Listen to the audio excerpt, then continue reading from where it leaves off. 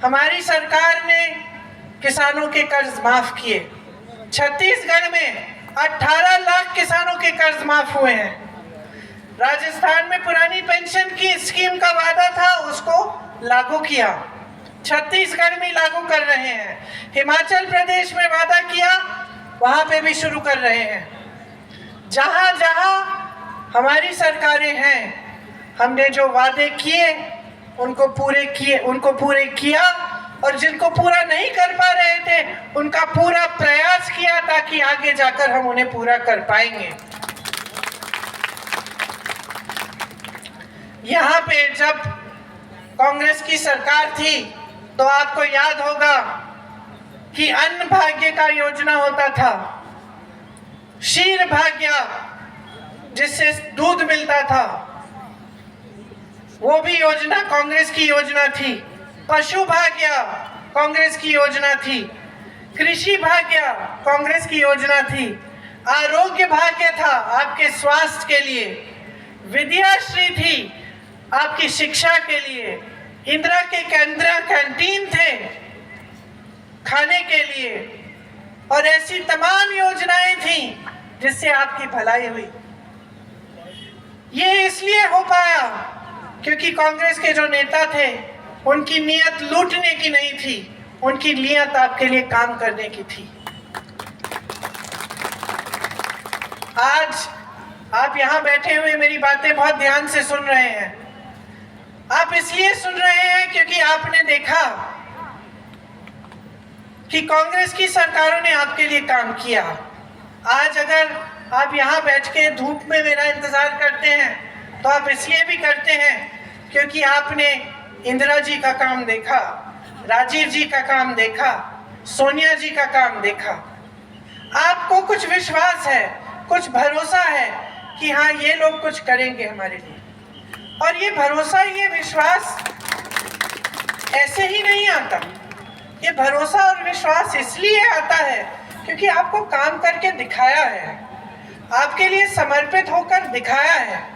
अभी मैं जब यहाँ आई तो मैं अंजलि जी से पूछ रही थी कैसा चल रहा है चुनाव। अंजलि जी ने मुझे कहा हम जीतेंगे, बहुत कॉन्फिडेंस से कहा।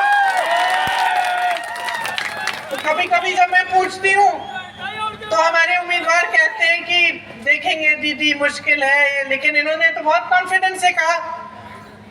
तो मैंने कहा क्यों कह रही हो कि इतना कॉन्फिडेंस क्यों है? और जवाब पता है क्या दिया मुझे?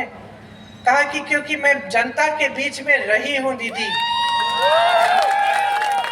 क्योंकि मैंने जनता के लिए काम किया है, इसीलिए मैं जानती हूं कि जनता मेरे साथ रहेगी।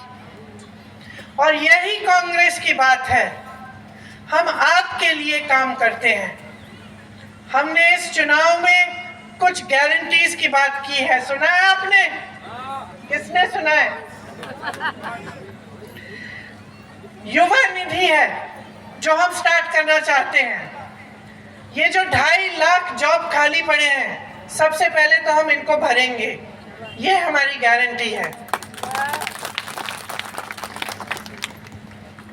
जो ग्रेजुएट हैं लेकिन अभी नौकरी नहीं मिल पाई है उन्हें सरकार बेरोजगारी का भत्ता 3,000 रुपए हर महीने देगी।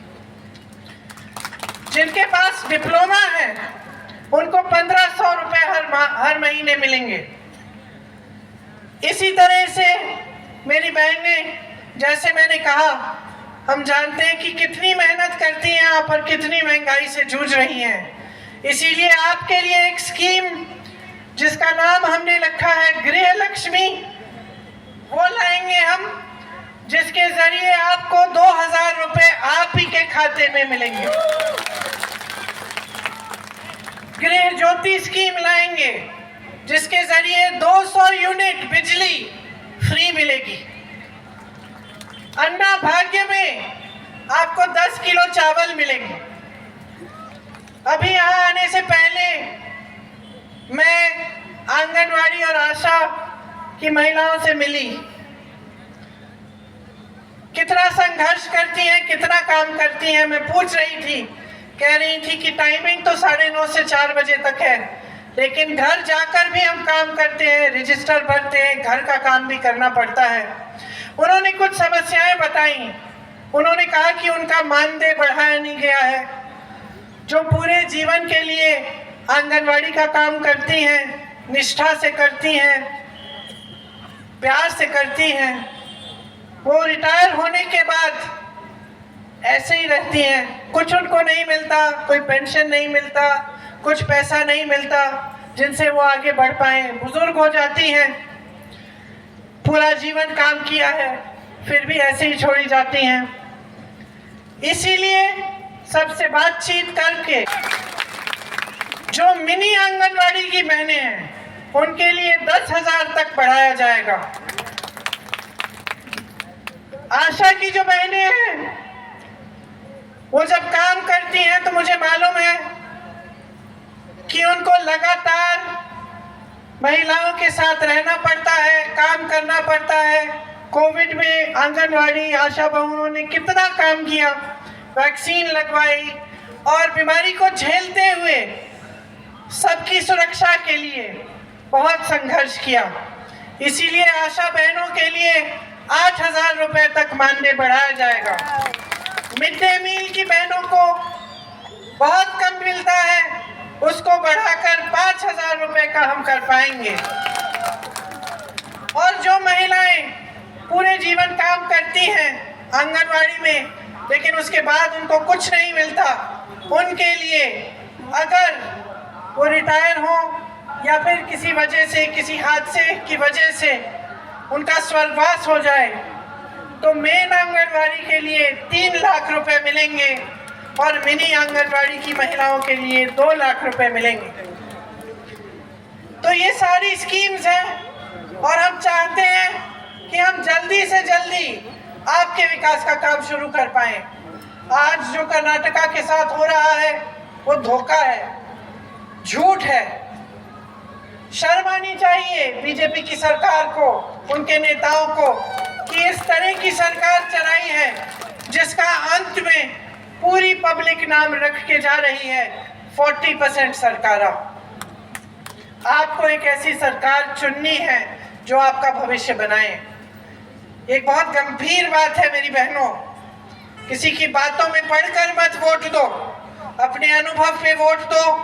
ये सोच समझ के कि 3.5 सालों में आपका जीवन क्या ज्यादा अच्छा हुआ है या आपके जीवन में और संघर्ष और मुश्किलें बढ़ी हैं। और आपको दिखेगा कि जैसे ही आप कांग्रेस की सरकार चुनेंगे और अंजलि जी को दोबारा मजबूत करेंगे तो आपके जीवन में बदलाव आएगा।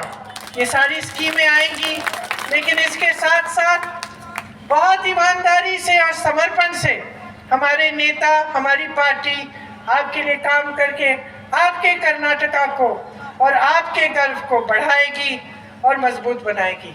आप सबको बहुत बहुत धन्यवाद। आपने बहुत ध्यान से बातें सुनी। जय हिंद, जय कर्नाटका।